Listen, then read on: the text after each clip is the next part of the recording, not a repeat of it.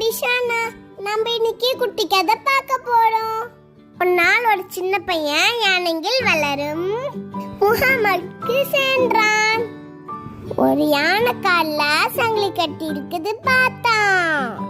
அந்த யானை சங்கிலி எடுத்துக்கிட்டு போயிடாதான் கேட்டான். அதுக்கு அந்த பாகன் சொன்னா, அந்த யானால தாராளமா கை தத்திட்டு போக முடியும், ஆனா அது கை தத்துக்கிட்டு போவாதுன்னு சொன்னான்.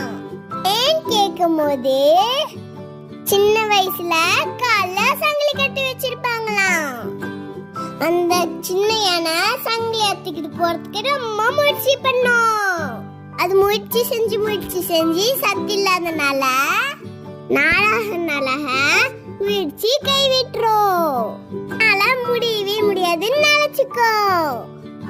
பெருசான அப்புறம் உன்னோட சக்தியை